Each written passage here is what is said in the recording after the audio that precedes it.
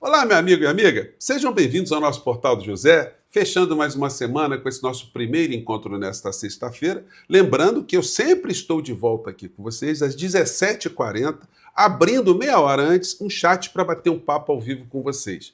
Nesses tempos em que nós estamos observando que as bravatas da extrema-direita bolsonarista estão cada vez mais caindo no ridículo, estão cada vez mais se convertendo em atos de desespero.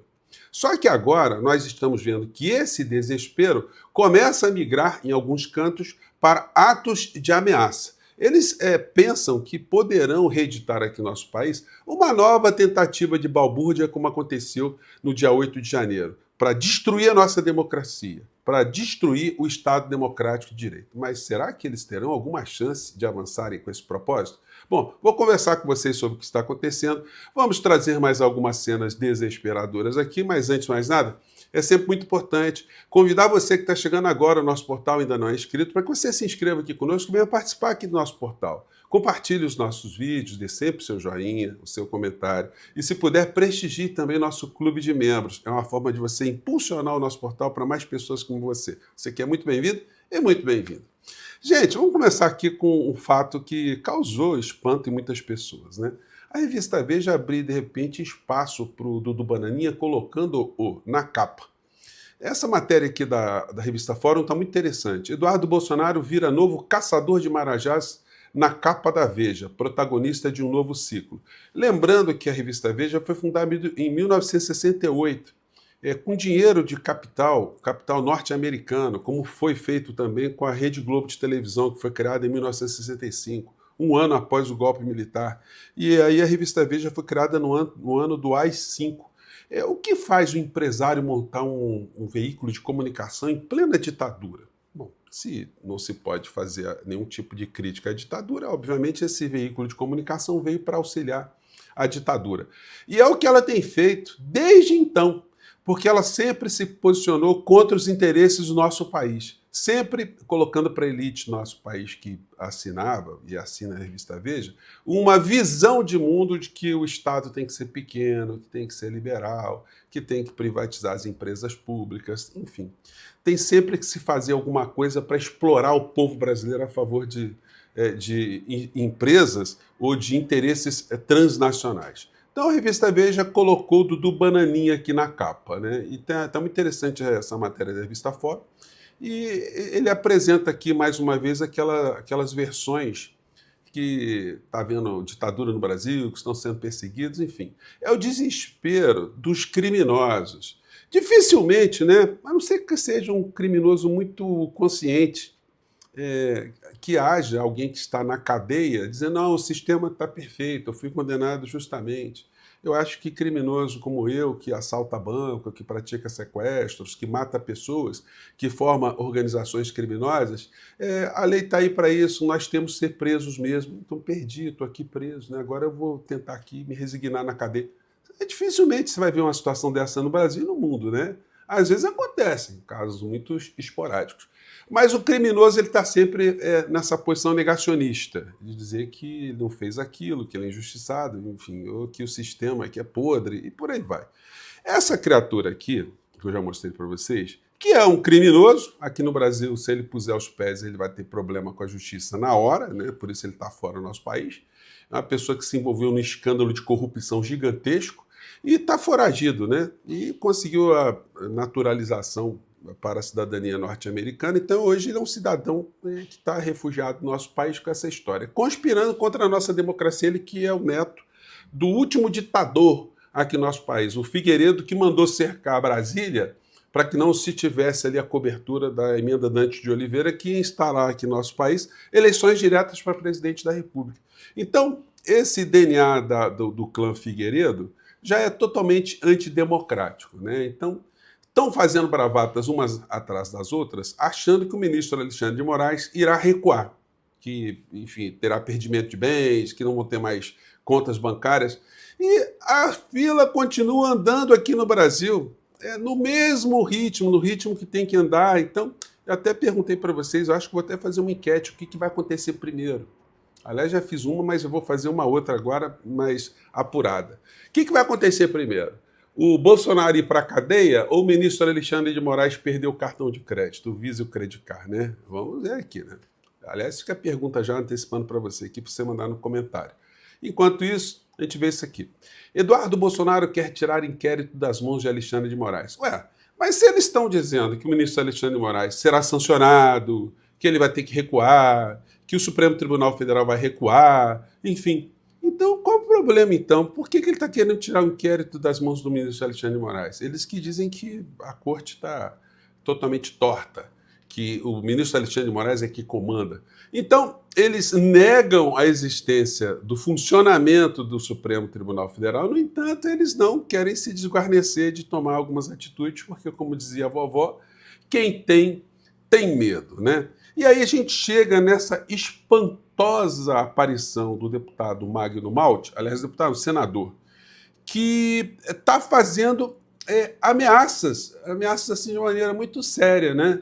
E aí, aliás, estou dizendo que é sério porque ele está lá, mas será que na essência são ameaças que poderão redundar em alguma coisa? Do que eu estou falando? Acompanhe aqui a fala da criatura. Aliás, o senador, antes aqui dessa fala, ele deu umas gaguejadas, deu umas escorregadas ali meio estranhas, né? Mas vamos pegar só o trecho que interessa aqui pra gente. Vamos lá. O que Eduardo está dizendo não é verdade. O Brasil está vivendo em plena democracia. Me engana que eu gosto. Morde aqui, ó! Vai ver se sai leite! Eduardo Bolsonaro está fazendo fake news. Então, morde aqui para ver se faz silente, hein?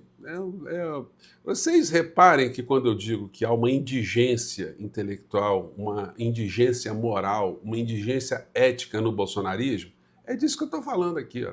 É a fala do indigente, né? Então Alexandre de Moraes abre um inquérito contra Eduardo Bolsonaro. Ele não vai arredar o pé. Agora convocou o pai. Bom, ele não vai arredar o pé, é o ministro Alexandre de Moraes, né? Então, confirma pelo menos nisso aquilo que nós estamos falando. O ministro segue a forma reta, né? Para depor sobre o sustento de Eduardo Bolsonaro.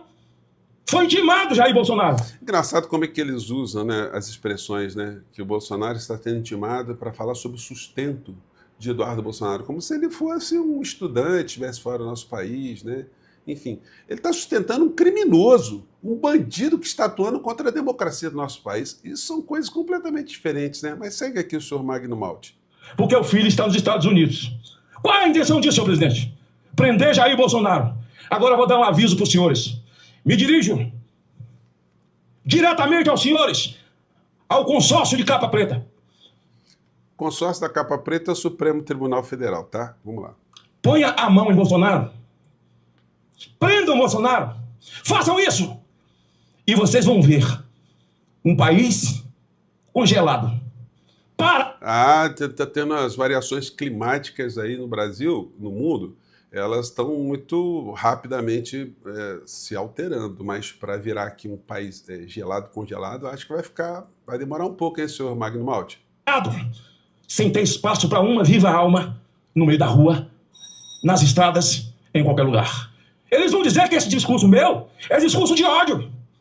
Agora não, esse discurso do senhor é um discurso de paz, é um discurso de concórdia, é um discurso de respeito à democracia, né?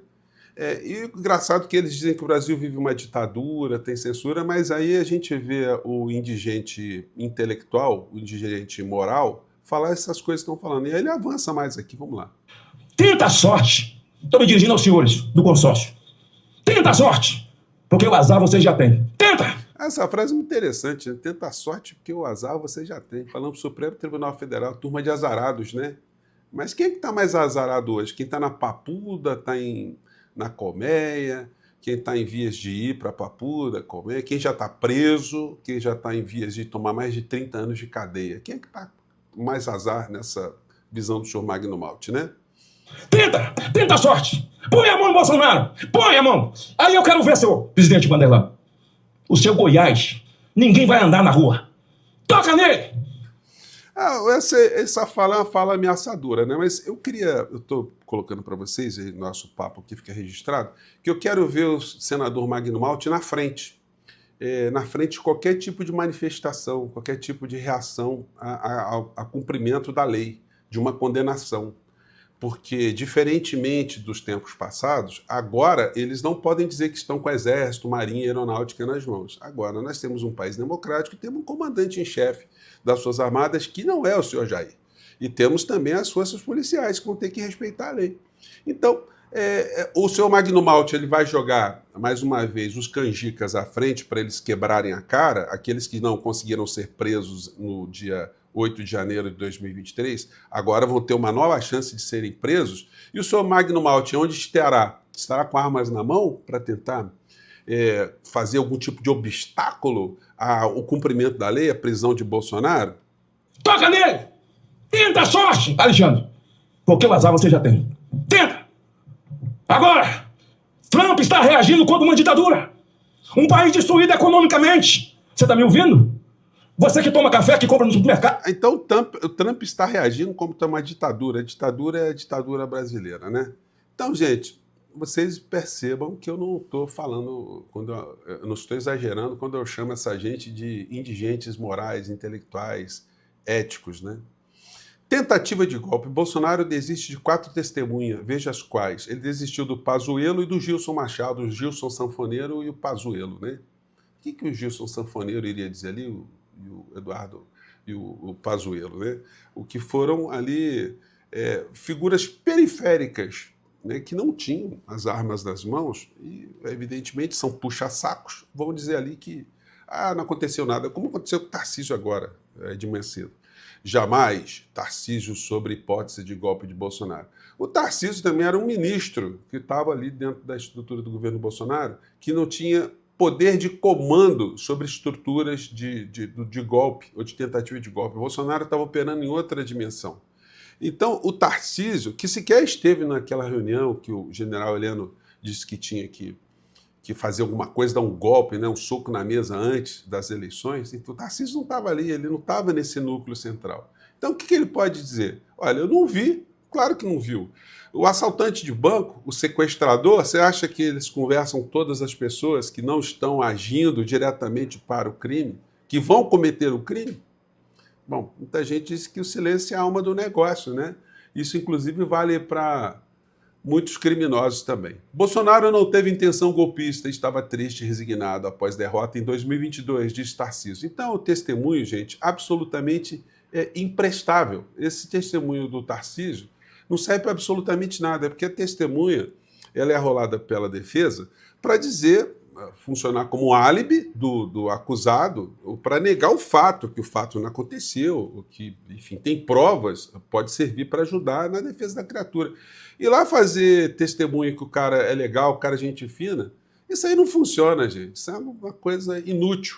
No entanto, tem um aspecto político. O Tarcísio está indo para lá para dizer, olha, eu sou Bolsonaro, tá? Eu sou fiel. E para ser fiel, inclusive, eu vou negar, inclusive, a verdade. Ou seja, que eu servi a um golpista, a um criminoso, a um genocida que jogou milhares de pessoas à morte com o comportamento dele e quis se manter no poder justamente para escapar de eventuais condenações criminais e continuar entregando o nosso país, né? Gente, eu fico por aqui mais uma vez, um grande abraço, mande seu comentário, eu vou montar uma enquetezinha aí para a gente trabalhar um pouco, né, essas histórias aí, se a gente tem que ter medo ou não dessa gente alucinada aí. Um grande abraço, 17h40 estou de volta. Tchau!